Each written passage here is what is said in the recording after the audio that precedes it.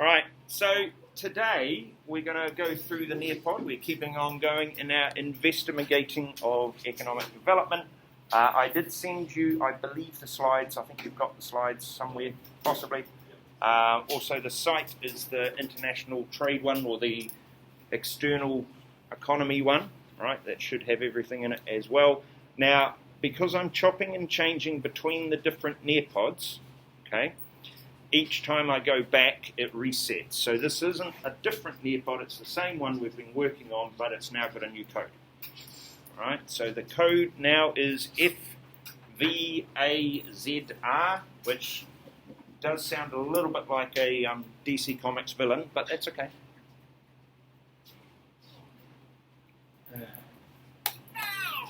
Right, FVAZR. Right, so if we can jump in there, that would be fantastic. As per, it's up in the top left-hand corner in case we get lost or get kicked out because of the internet. I think that it's now going quite well. The internet seemed to work this morning, so that's a positive sign. Right, move on through, try and catch ourselves up.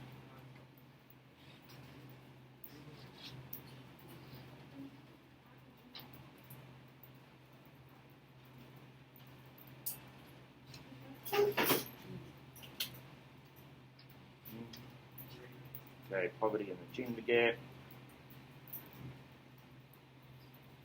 Tadaro. Delay. Murchison.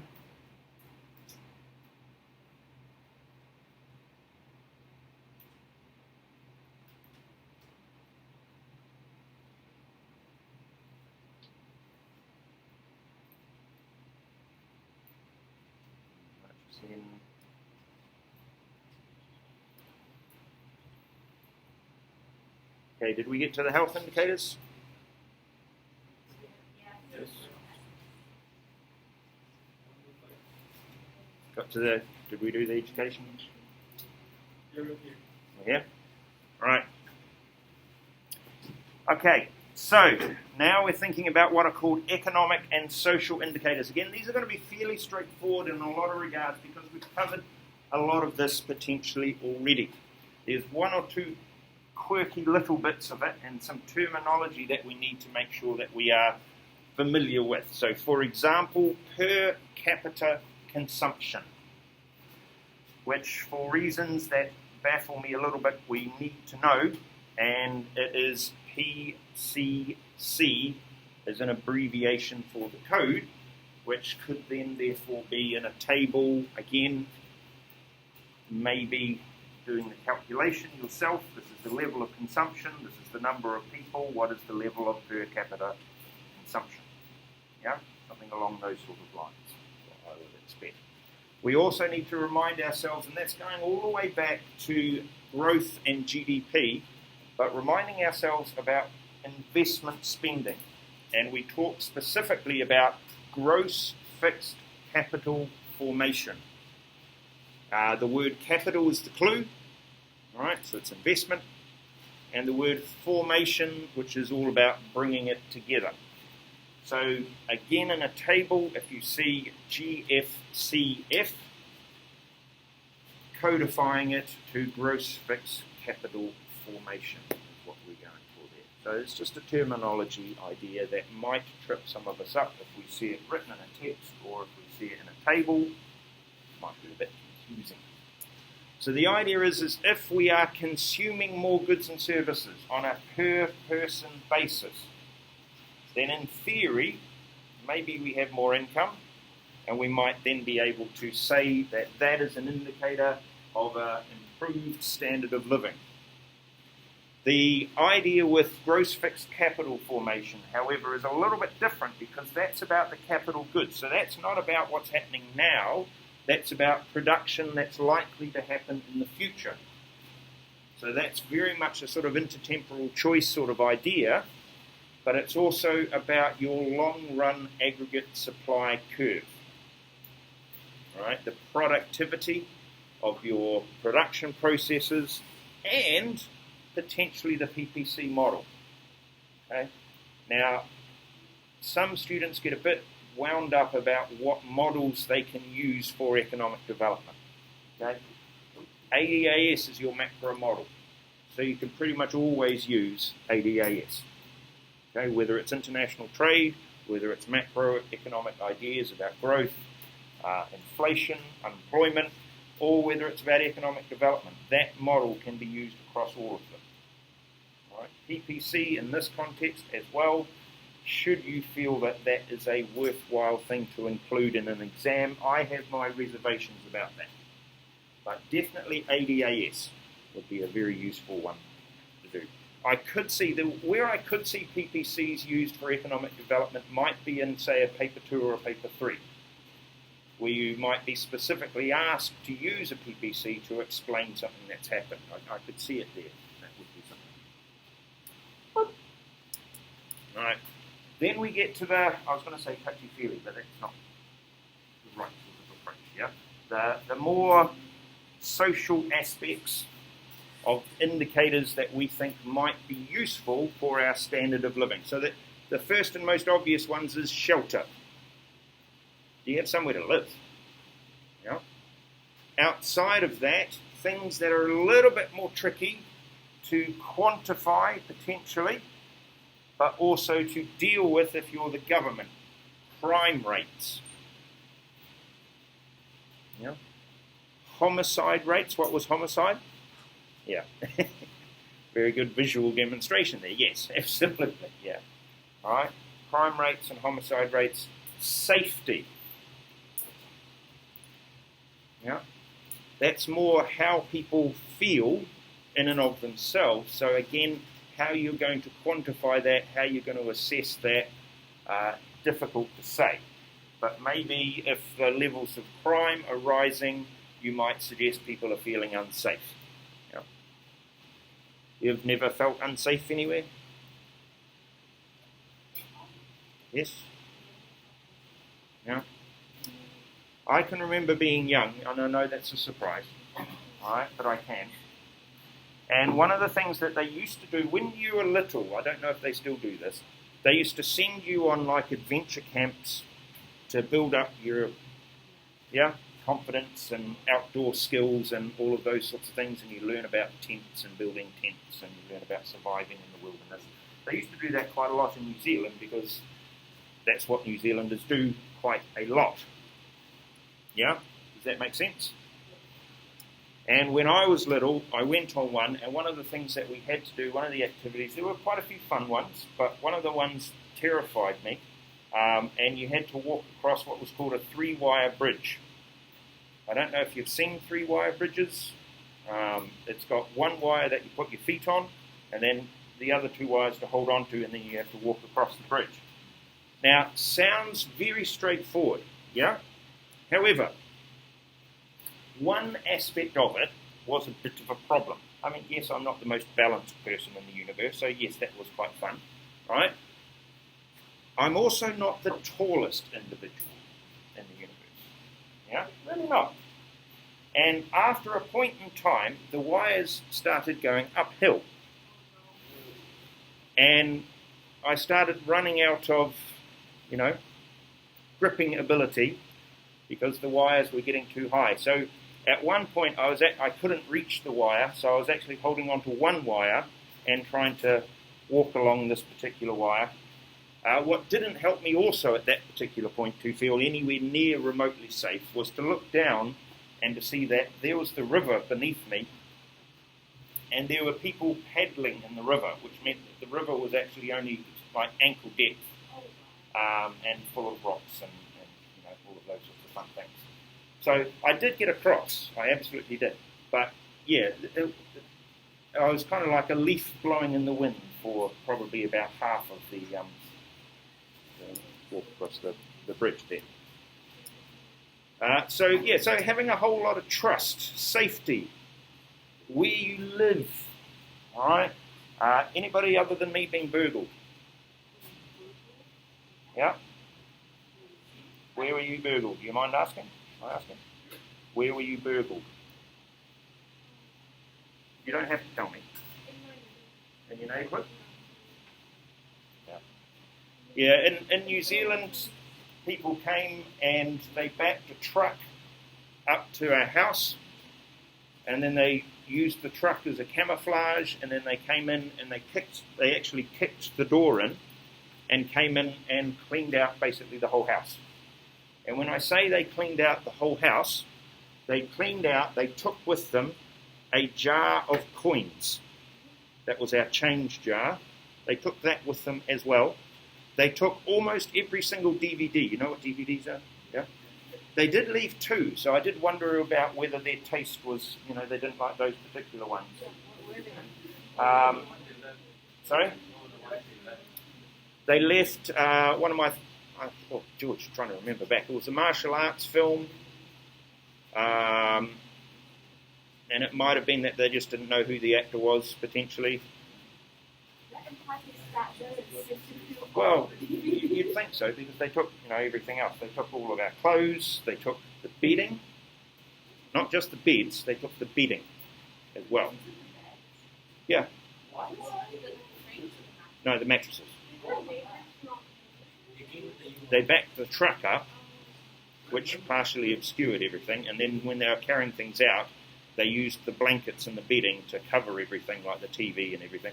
It was quite interesting, to get home and to see the door busted open. And you think, I did lock the door. Why is it open? And then you walk in and it's that sense of disbelief. You cannot believe that this has actually happened. Yeah? Yeah? And then you look around and then your level of disbelief gets even bigger when you see, as I say, what they'd actually taken. They took a bottle of aftershave. Now, the bottle of aftershave was only about a third full. Seriously? Yeah? They want to smell good? That badly that they steal a third of a bottle of... Yeah. So when the police came, because the police did come, and I had to do, inventories with them, that was quite an interesting conversation to have with them. Right, about they took the jar of coins. Do I know how many coins there were in the jar? No. Do I know what the worth of the... No. And then it's the jar of aftershave. How expensive is that? Yeah. But yes, so that was quite interesting. They did actually find the people, because what they'd been doing is they'd been going, it was a crew, and they'd been going basically house to house. Well, I say house to house, not every house, just, a number of houses, and they were filling up a warehouse and basically stealing to order quite a lot. I also had the car stolen once. That was quite exciting. In fact, I had the car stolen twice, 2 different cars. First one, it was stolen by the next door neighbour because he was a teenager and he saw the car and it was easy to break into, and so he took it. All right, and it was found down the road by the police and brought it back. We worked out who'd done it quite quickly. Okay. So how safe you feel, how much trust you have in your neighbourhood. Again, very difficult to quantify. Now, New Zealand does have, or did have, a long time ago, like a social statistics gathering survey, and they were producing reports about how people felt and whether they experienced discrimination and whether they felt safe, did they experience bullying. They did all of those sorts of things. And they had these massive tables with all this data. I've only seen one of the reports, but they may continue to do it. I really don't know. So other things that we could think about with regards to the economy, but also the society, and that's that idea of wealth and wealth-income inequality. Or wealth and income inequality is a better way to put it. What's the difference between your wealth and your income?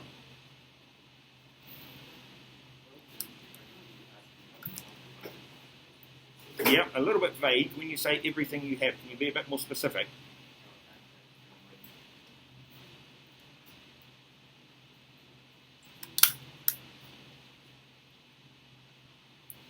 Good man, Joel. Absolutely right. Yeah, wealth is about your assets. So it's everything. It's your income and your assets. So You know, the gold-plated helicopter that Andrew flies in the weekend. All of those sorts of things, yeah? And of course we know Kendrick goes out in the evening and he has big meals with gold-plated food. I know you think I'm crazy, but in America you can actually buy food that's covered in gold foil. Right, you've seen it? I can get it here as well. Why you would want to do that, I'm not entirely sure. Apparently gold is actually edible, but they actually, yeah. But in America, it's I was going to say American sizes. That sounds a bit pejorative. Bigger sizes, okay. And you see these images of like an ice cream sundae that's the size of a house, right? Covered with gold foil, and then they're eating the thing. Yeah. Wealth and income inequality, and our Gini coefficient.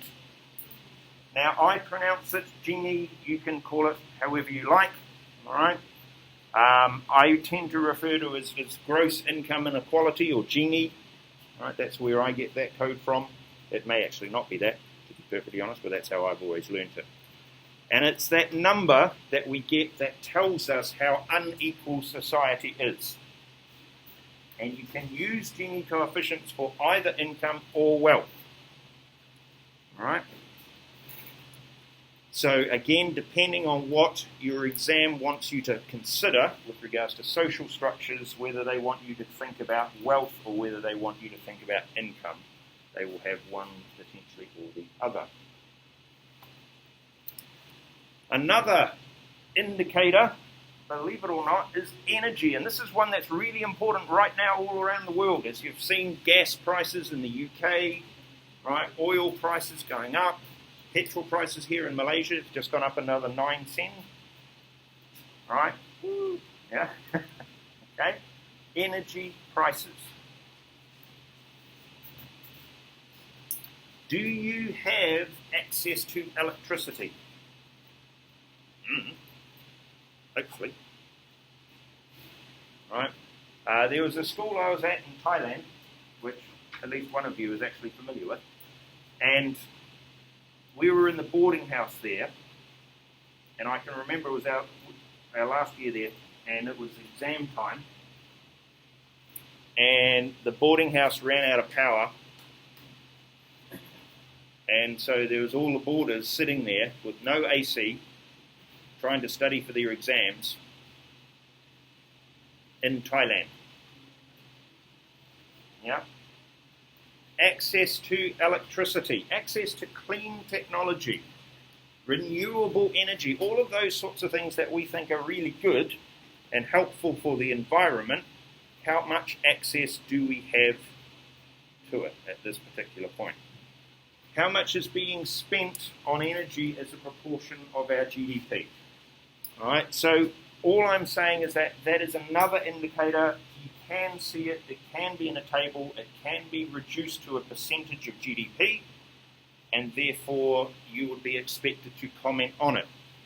Usually you're thinking about the impact on the lives, the living standards of those people. Yeah. If you're familiar with another country, let's pick one, Russia, just in case you might be familiar with it.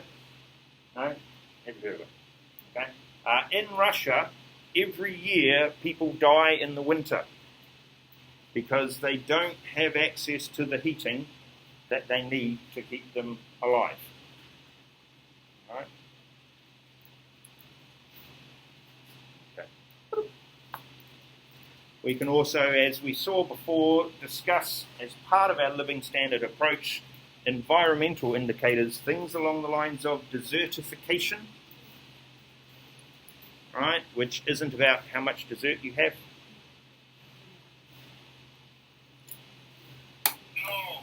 Right. Climate change, the obvious deforestation, waste management. Yeah, that one is probably not as commonly thought about, but if you've been to even developed countries, say New York. Okay, anybody been to New York? Yeah. Yeah, a couple of you. It's still a city I haven't been to yet. Would like to. It's one of our goals is to go there. Apparently it's really good over Christmas time, but very cold. But very good. My wife would like to go to Madison Square Garden and watch the Knicks play. Nah. You can watch people fall over on any other day of the week, really. So. Sorry?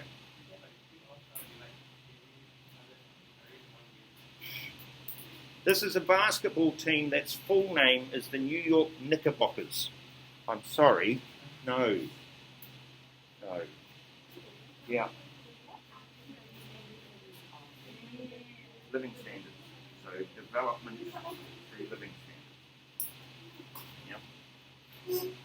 No, I would much rather go back to... And they changed the name of the Staples Center. What? Muppets. It was the perfect name, the Staples Center. I mean, I know there's trends and all, but come on. Yeah? I don't even know that I want to go to it anymore. Yeah, I walked past it. I've actually walked past it. I wasn't allowed in, but I walked past it. Do want to, right? But I don't know that I want to go if it's not called the Staples Center.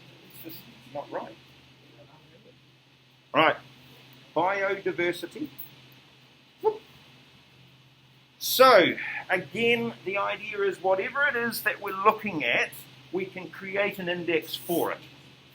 Right? So whether it is about gender inequality, whether it is about the Happy Planet Index, whether it is about the Human Development Index, or the Income Inequality Adjusted Human Development Index, whatever it is that we're wanting to focus on, we can create an index for that. Right? Okay? Which is also a reason why there's a whole lot of developmental economists out there all writing about this and creating new indexes as they go.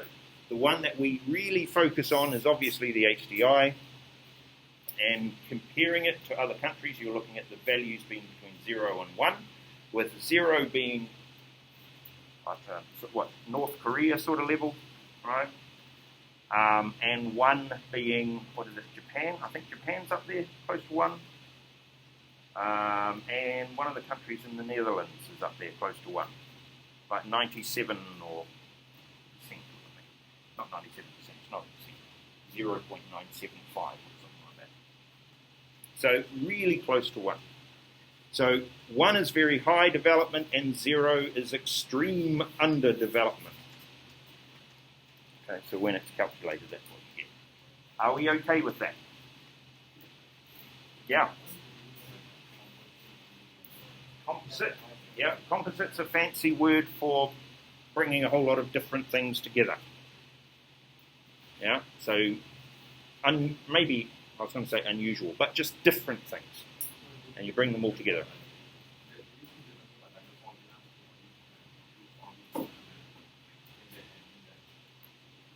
There isn't one yet, but maybe you could write one when you do your PhD. They are really subjective, as you've seen. Crime and safety, the sort of social indicators. How on earth are you going to measure all of that? A lot of the standard living ones are going to be very difficult to measure, which is why the UN tends to focus just on that HDI, and even that has aspects that are not 100% clear as to how they're gathering the data on it and whether the data is actually going to be accurate.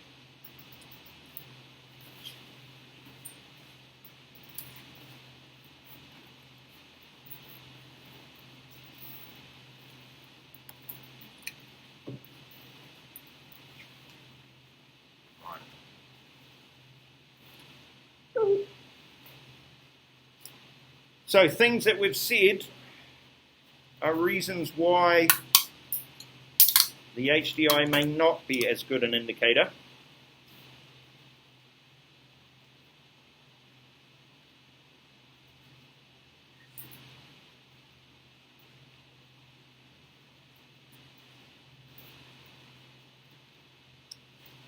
Things along the lines of things that it doesn't include. Things that you don't necessarily always understand, right? How the environmental issues keep going through and people keep destroying different parts of the environment and all of those sorts of things. They aren't in there.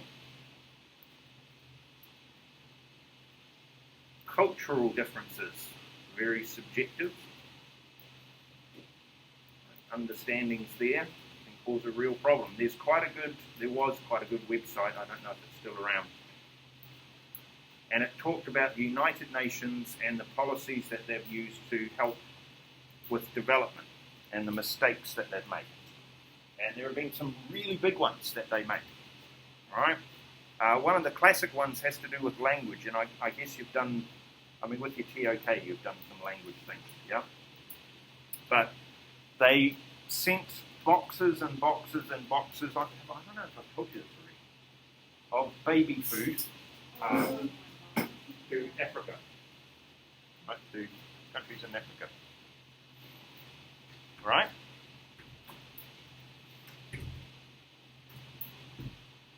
Yeah, that's the way.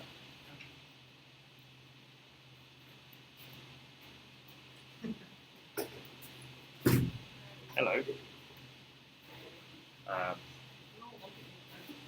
Well, there's an old TV show called Cheers, and whenever Norman went into the thing, everybody went, "No!" So, yes, so they send a whole bunch of baby food to starving countries in Africa, right, for the children, because they were starving. Yeah, sounded really good. It's an absolute policy donation. Here it is. However, there was cultural misunderstandings that went with it. And one of the big ones was that the people didn't know how to read. Okay? So what the other development agencies were doing was because the people didn't know what to read, but they needed to know what was inside the can, right? Or the jar, whatever it was. So they put a picture of what was inside the can or the jar on the outside of the can or the jar, so the people who couldn't read would know what it was, yeah? Makes absolute sense, yeah? Of course, if you haven't seen baby food before, and going to take a wild stab in the dark and say you possibly haven't, yeah? I don't know about Joel, maybe he has. I'm just picking on you, Joel, yeah? There is the world's biggest baby food company, very famous, called Gerber Baby Food. If you haven't seen what the jars of Gerber baby food look like, you might want to look them up. And you might understand what the problem was. Gerber Baby Food. Gerber.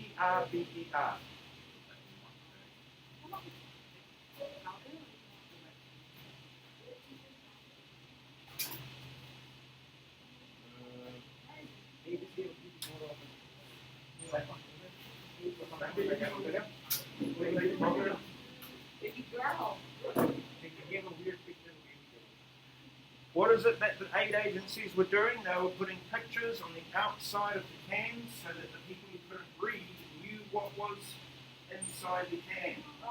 Gerber's baby food, every single can has a picture of a baby on it. So the people who were receiving this particular donation reacted quite horrifically to this product and refused it. We don't want this, get it away. What on earth is it that you Western people are doing? Take it away. They absolutely refused. They would not hear and understand anything. They wouldn't. So whole piles of them, just, you're going to say wasted, I guess that's the right term. What else did they give them? Let's have a thought. What would be completely pointless to give starving people? How about Pop-Tarts? No. Do we know what Pop-Tarts are? Boxes and boxes, because they were donated by the companies for starving people in Africa. Pop-Tarts. Yeah? So at least there wasn't nasty pictures on the cover of them about what was inside it. But, yeah, no. I think, at one point, I think they also sent cookie dough over, at one point. Which, again, Really? And it sounds comical, but these are the sorts of things that you have to, try and work out. Okay, so those sorts of ideas. HDI ignores qualitative factors like gender inequalities, human rights issues. It doesn't look into income distribution, environmental issues aren't considered, cultural differences aren't considered, and also quite clearly sustainable development and the approach to that is not considered. Yeah. I think there was one where they had to airdrop them in this particular part of the world, and they airdropped them and they dropped them and they landed over the border, so they couldn't get them because it was an entirely different country. There are lots of those sorts of considerations to be had.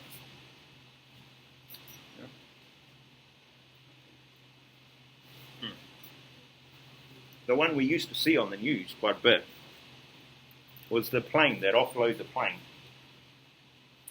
and then the soldiers would all come and gather all up the things and just take off with it. It wouldn't get to anyone, that it was actually needed to. Not necessarily saying that's a cultural difference, that's just the idea about corruption.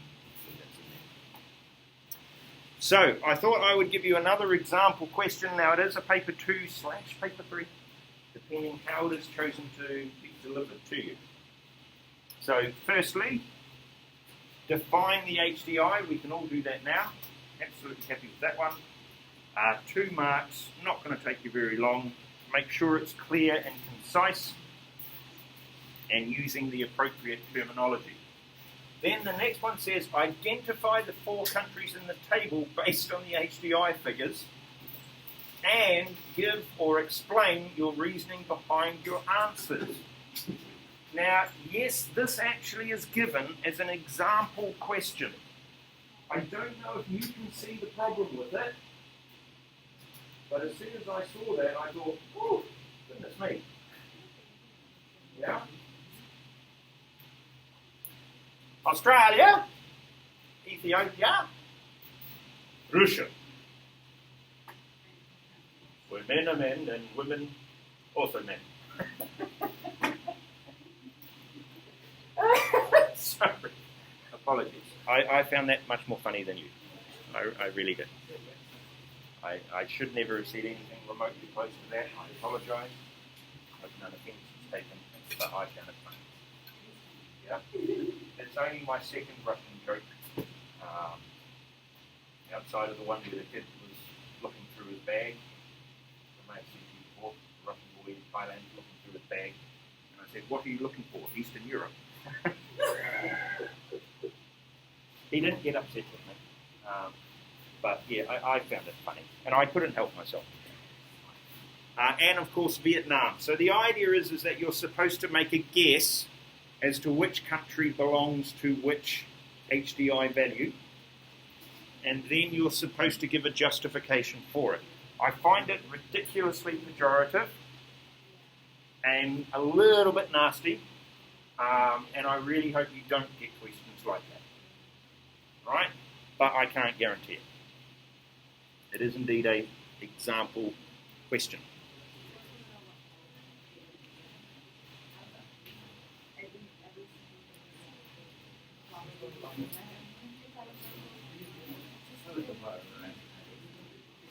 Right.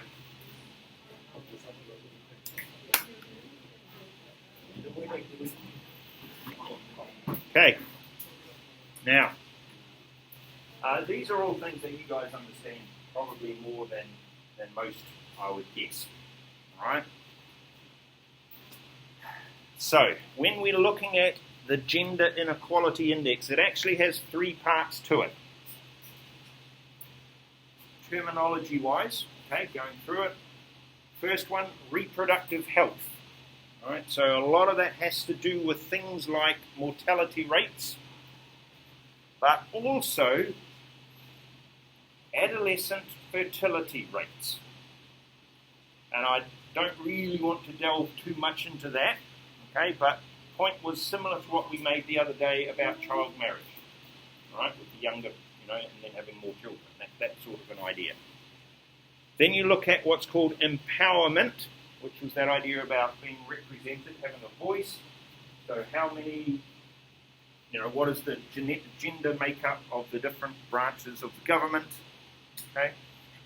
And of course the idea about education and higher education and higher educational attainment, which is always an issue and it is always a question, and it is something that we look at even today. It is amazing at the moment. I don't know if you've probably seen this, right? The new head of the IMF is a woman, right? International Monetary Fund. The new head of the new chief economist of the United Nations is a woman. And so there is some rebalancing of genders that is happening in those sorts of agencies, which is, I think, really good, in my opinion. But higher educational attainment is always, we discussed it when we were at university, about the percentages, male to female, who are taking economics as a degree. Yeah? And then we've talked about it in class, about the percentages of people winning Nobel Prizes and what genders there are. Right?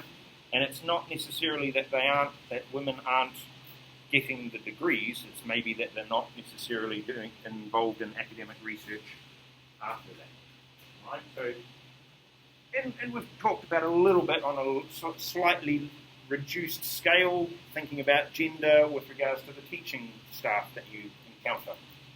Yeah? And then looking at gender with regard to the management of teaching staff. All of those sorts of things. You can consider some level of inequality with regards to all of those sorts of things potentially as well. Yeah.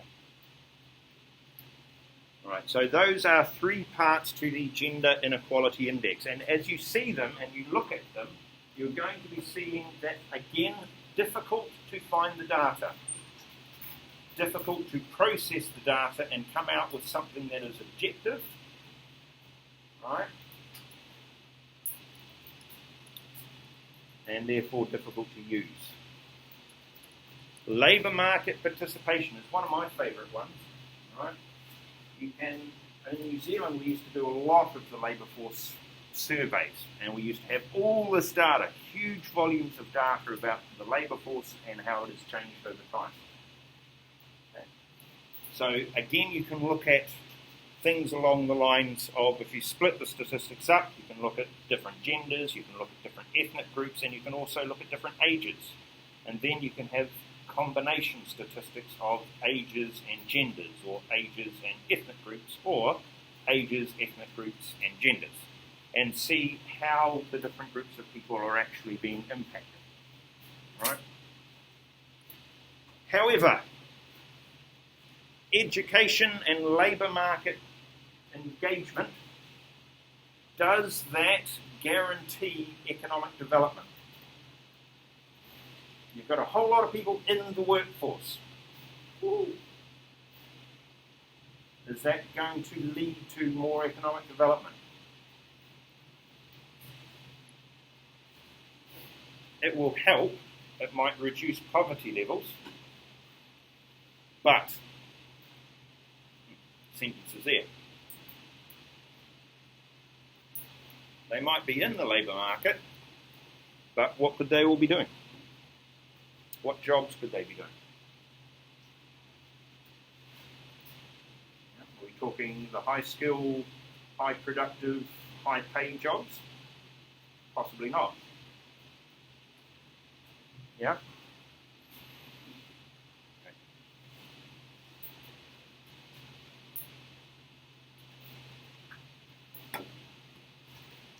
I taught a girl in New Zealand, her name I think was Jade, trying to remember desperately now.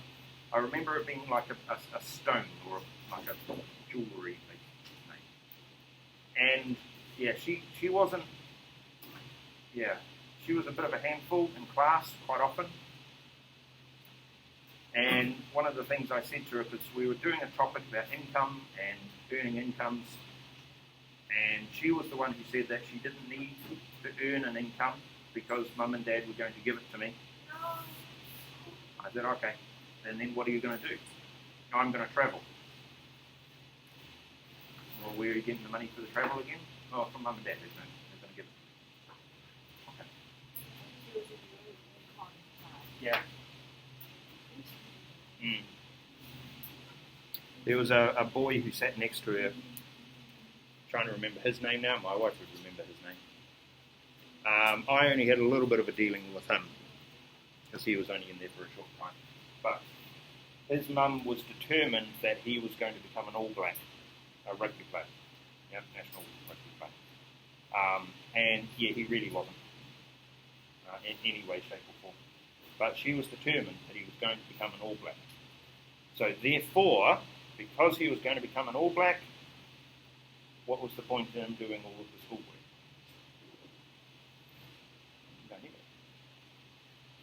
The two of them sat next to each other in class. So I just said, please, don't breathe. Just don't.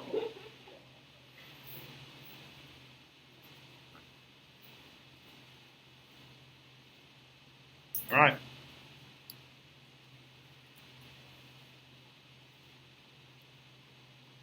Now, because we have seen that the HDI doesn't include information about income or wealth inequality, they have created an adjustment to the HDI to take that into account.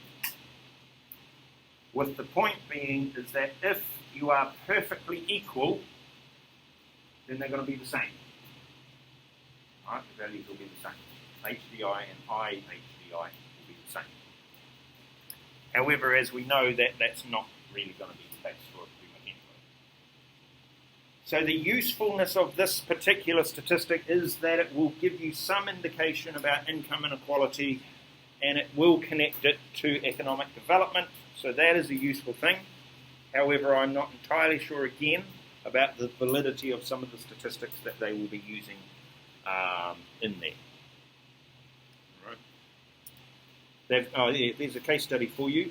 Does anybody have Malaysia as their case study country? Yeah? Well, Malaysia is used as an example, and they're actually used as an example. Right? It is a country where we have a high HDI, relatively speaking, but a low IHDI. So although on an HDI scale, Malaysia is progressing quite well with the living standards and economic development, from an income inequality point of view, not doing so well. Yeah.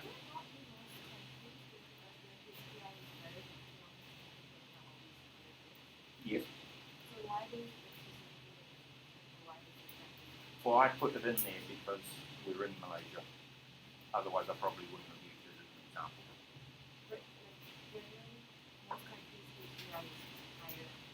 Yes.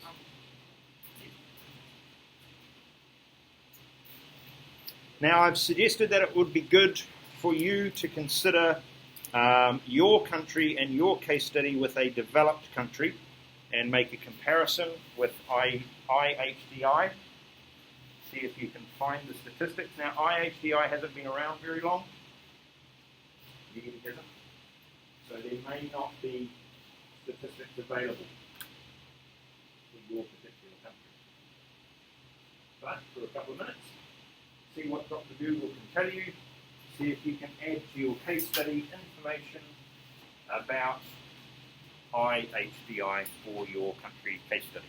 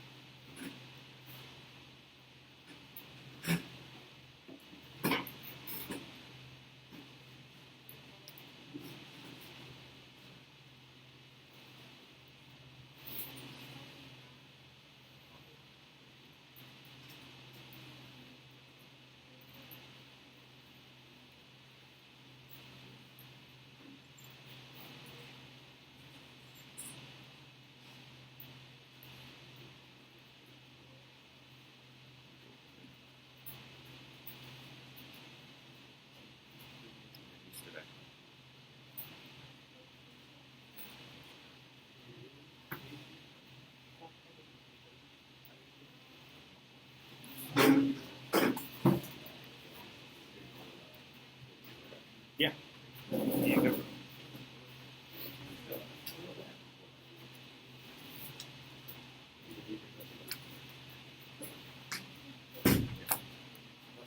Yeah.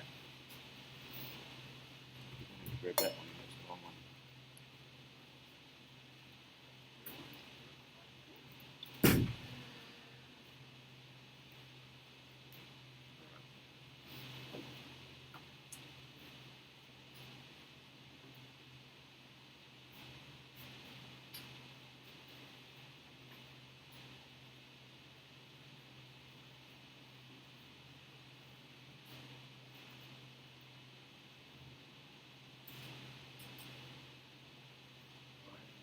Make a bit of comparison. It's useful.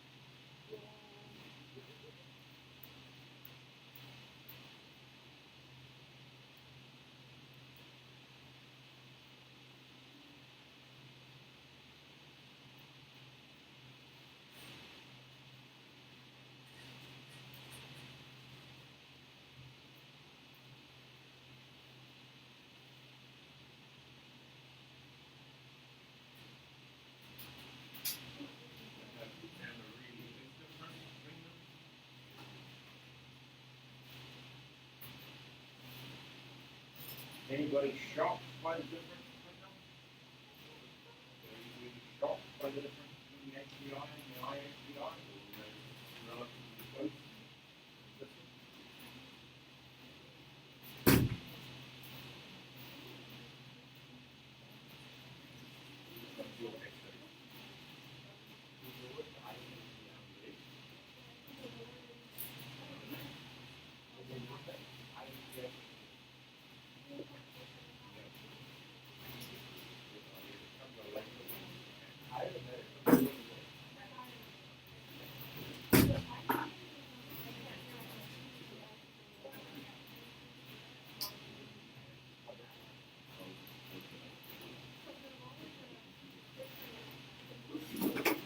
All right.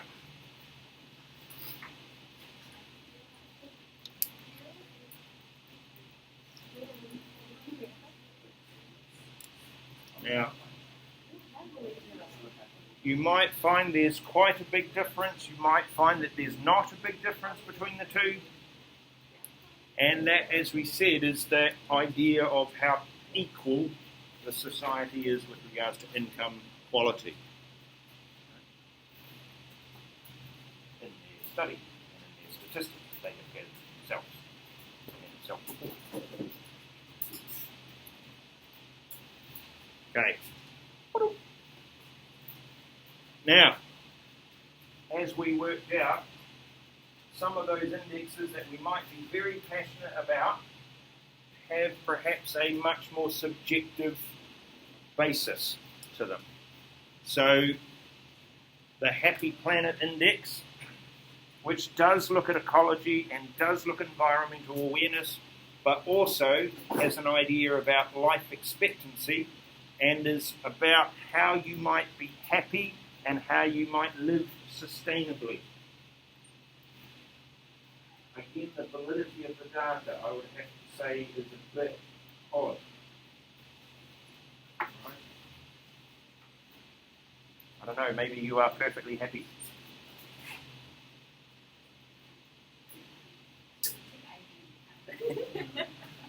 No, you take IB, that means you don't have a life.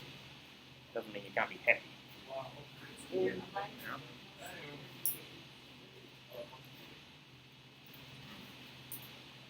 I was discussing it with the Year 12s because we were talking about leisure time and how GDP doesn't take into account leisure time, a conversation we have all had. And I said to them, of course, that's something you wouldn't know about because you were doing IB. Two things that you don't know about. One, friends, and two, life. Yeah?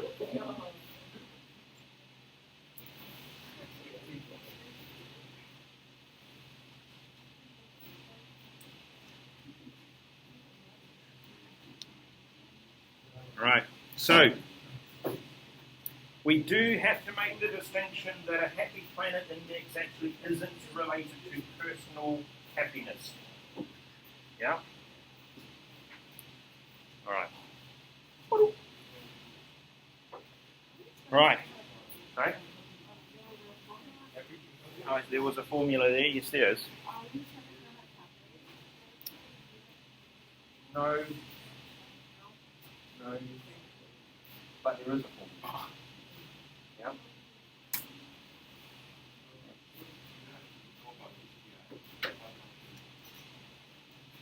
You need to know that there is another index that it is about sustainability and other things that are much more subjective, and it is called the Happy Planet Index.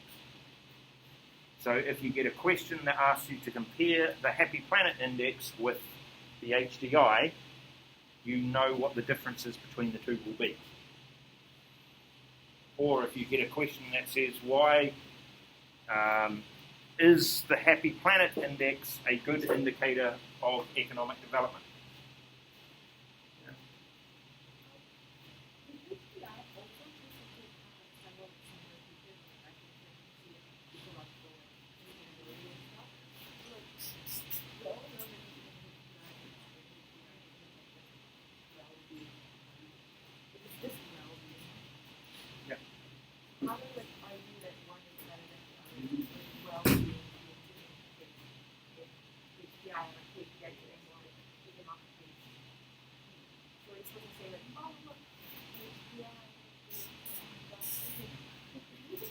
Yeah, absolutely.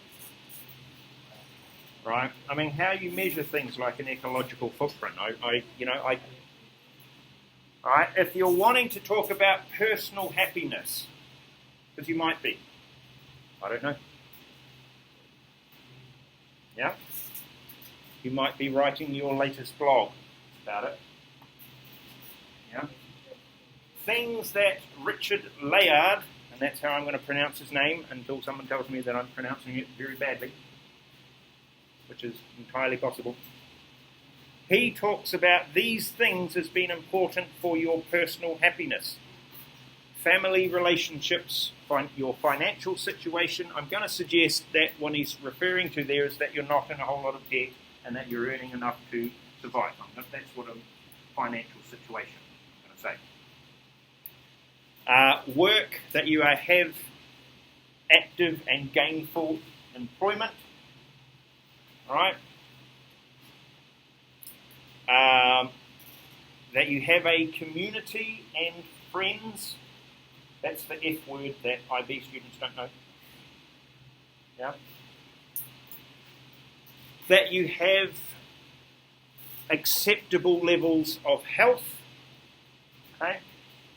That you have what's called personal freedom. What do we think we're talking about with regards to personal freedom?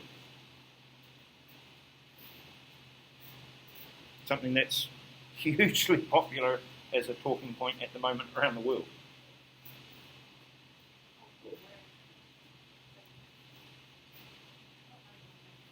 Yeah, laws that restrict you in what you can do or can't do.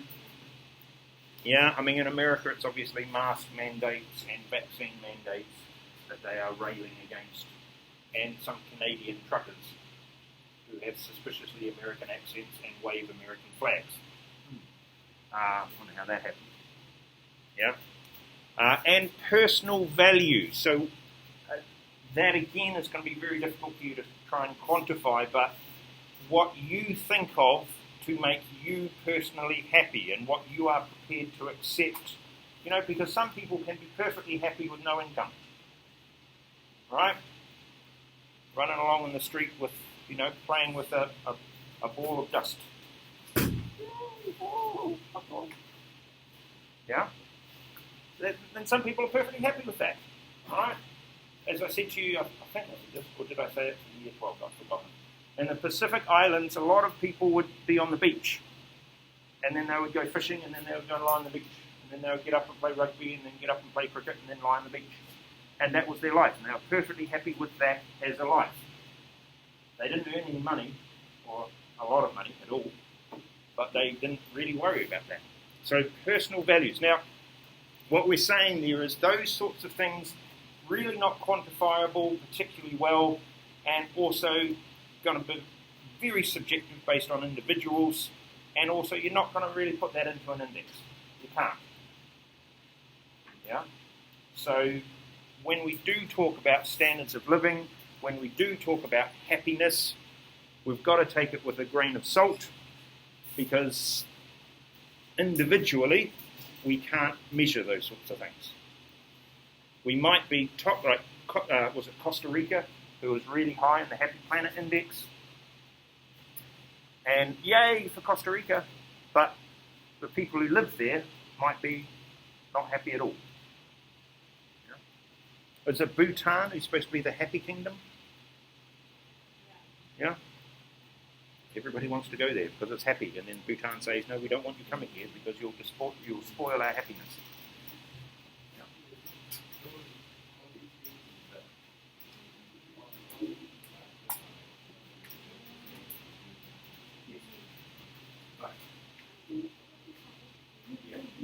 It's not something that you need to focus on. It's something to be aware of, know that there is a whole lot of things. There's a academic study. This year.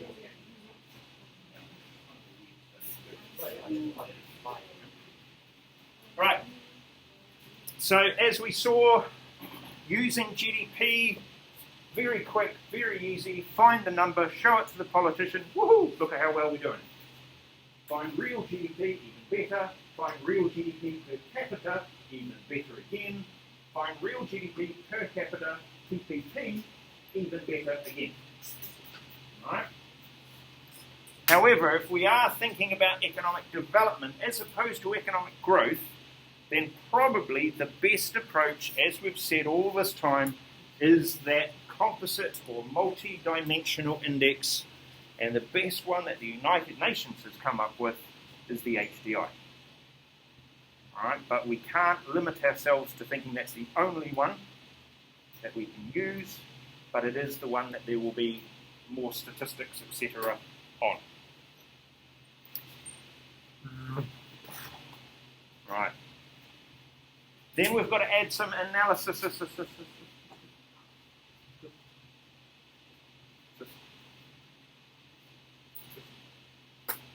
And it goes along the lines of this. Economic growth and economic development are actually going to change over time. So it is one of those sort of moving target ideas that once you've found it, then it's changed again. Right? We used to talk about this quite a lot in New Zealand, because New Zealand's a very small country. Right? When I was there, there was only 3.5 million people there. There's now 5 million. 5 million. Right? Maybe a little bit more than that. Okay, and it's quite a small case study to actually analyse. But it still takes, for academic research, it was taking us about 18 months from data collection to publishing your findings. Yeah? So by the time you've published your findings, the situation could have completely changed. And that happens a lot. All right?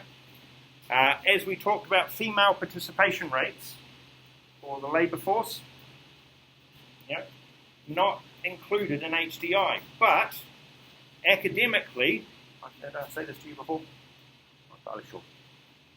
Academically, one of the number one indicators of a developing economy is female participation. That if you can get girls to be educated and girls to be getting jobs and higher up jobs at that, then that is, believe it or not, one of the truest informal measures of economic development that you can get. Right? So countries where that isn't happening, they might still have a lot of economic growth, etc., but you won't see it. because it's not going to show up in the HDI. Right? Some indicators appear in more than one measure. So does that mean that they are better as an indicator because they're in this measure and in that measure? And in this one, and in that one? Yeah? It might just mean that they're easier to find. Yeah? You heard the one about the, did I tell you the drunk using the lamppost to find his keys? You heard that one? No? He's drunk and he's trying to find his car keys. Right? And he's using the lamppost, the street light, you know what I mean? Street light, to help them see on the ground. Because it's at night, it's dark. And then somebody comes over to help them. I'll help you find keys. And they search for, I think, about an hour. And the guy says, oh, I just can't find them. I said, where do you think you dropped them? He said, I dropped them over there. Well, why are you looking here? Well, because I can't see it. Yeah? So it's something that is more convenient to find, therefore more convenient to use, therefore we will use that in our statistic, right, in our index. Doesn't necessarily mean it's more significant than the other indicators, like we talked about the environmental damage idea, environmental awareness, ecological footprint, much more difficult to quantify, but still significant and quite important in a lot of regards, but not necessarily in every single index. What did we say? Qualitative indicators are not included or attempted to include them with weightings. Right? That's like you all. Okay, when you are trying to stand in line to get your food, you're all waiting.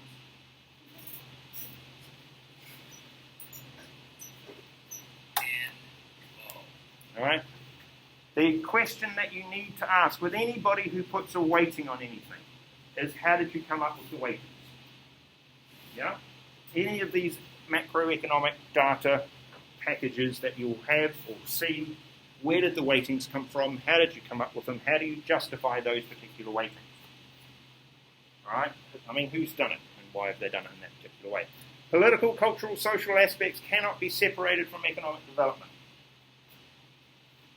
And we went through a whole lot of those. So if they can't be separated, then somehow we need to include them, but a lot of our statistics, our indicators, aren't going to talk about them. Political and social conflicts, as well as corruption, make that data collection difficult. And a number of us have actually said that before.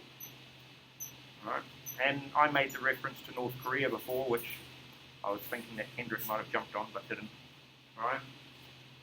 What? North Korea. I was just saying how you're probably not going to find any data there. Yeah? Because they're not going to want you to find the data. Yeah? All right. So, therefore, we have some big problems with all of these indexes and with any measure of economic development. So, therefore, when you are answering paper 3 for higher level learners, when you're answering paper 1 for everybody, right, and you are getting a question that is asking you to evaluate the measures used to indicate economic development, there is a lot that you can possibly discuss and include real-life case studies. Is economic growth without economic development possible? What do we think?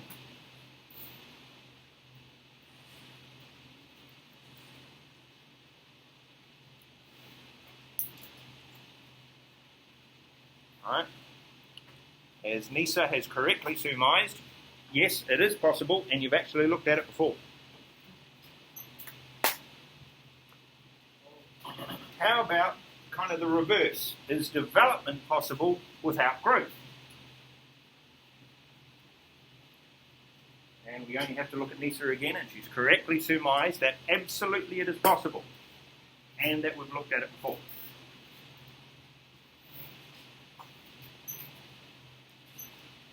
Do Do we remember where we've looked at it? Sorry? Okay. I had not considered that as a possible answer, so you have thrown me ever so slightly. Possibly, depending on what you're actually talking about.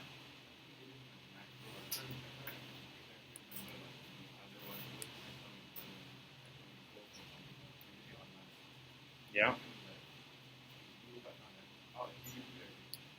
Yeah. Okay. Yeah.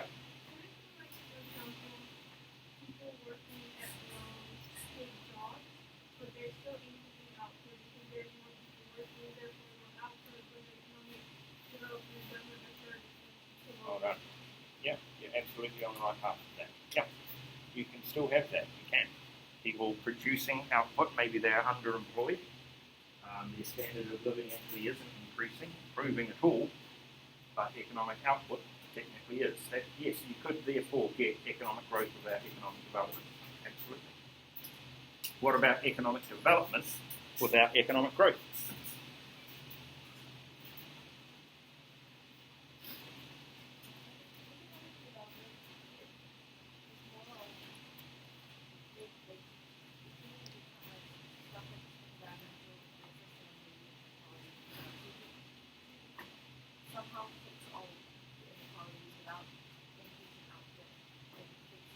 Yes, absolutely right.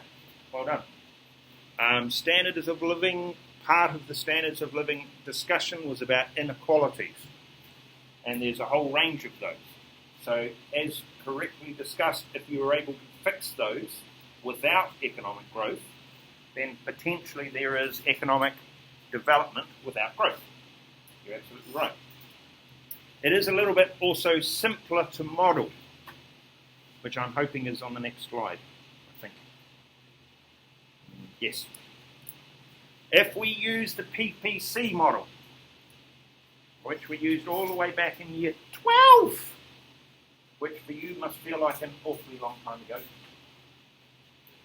But for me, no, you're still little year 12. All right?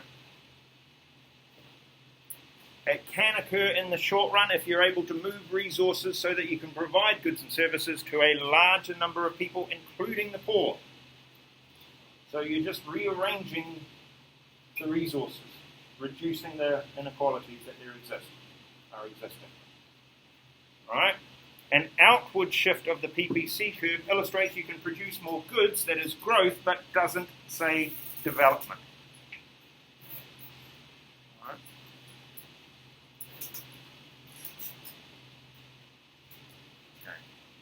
I don't know if you're okay with that or not. Right? I've just got a sleepy Dani looking at me.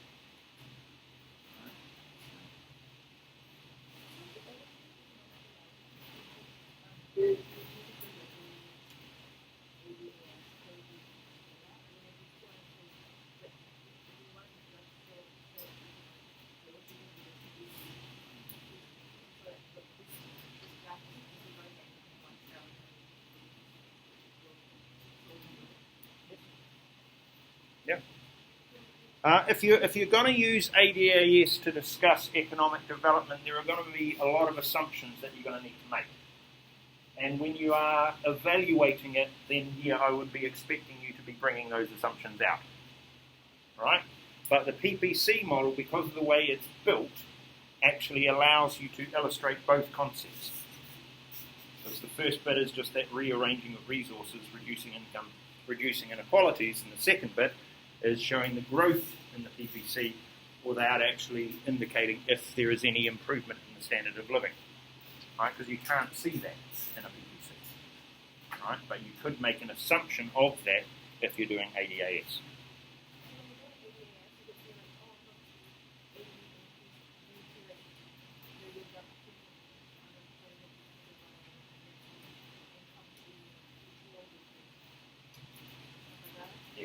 So you're making the analytical assumptions that is happening. Yes. Well done.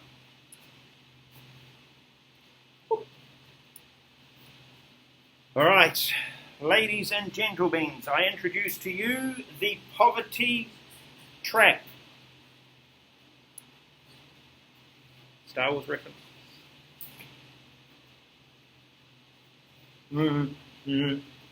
Yeah. Star Wars. Nobody watches Star Wars anymore. It's not cool. It doesn't have a Mandalorian in it. Hey, I'm with it. Pop culture reference. Even if, now, and this is shocking, even if they continue to use a really awful New Zealand actor to play the role. That's just no. Right? They should say no to Temuera Morrison. They absolutely should. He's dreadful. Right? When I first saw him in the Star Wars movie, and he came out with his attempt at an American accent in a very Kiwi accent way, it was dreadful. Kiwis in space was kind of basically the approach that we were sort of looking at there. Not good at all. Right, explain what a poverty trap or cycle is. How does it work, and how might it keep economies from developing? Now, the terminology that you see there, last thing for today, the terminology that you see there is quite important because, and I know you're going to find this shocking, some students get confused with the two words. Yeah? Poverty cycle, poverty trap are going to be used interchangeably, effectively meaning the same thing, although there is a slight dictionary definition that's slightly different. Right? The word trap we would use to say that you're stuck in the cycle. So therefore the cycle becomes a trap. All right? So firstly we need to know what is a poverty cycle, how does it work, what causes the poverty cycle, and then we need to know why is it that those poverty cycles are going to prevent economic development from occurring. Those three questions are what I'm going to leave you with today that I would like you to work on. Right? If you feel the need to add real-life examples in there, that would be all the better. Right? And I'm going to post those questions into the classroom, just in the classroom, not in the assignment bit. Right? Just for you to have to think about, right? And add to your notes, because this is fairly straightforward, and a number of you will have seen the poverty cycle before, but you will have done it in IGSI. Otherwise, team, as we say in the land of my birth, they call it up, which means goodbye for now. You may pack yourselves away and have a fantastic day. Okay, I'm a poet and I don't know it.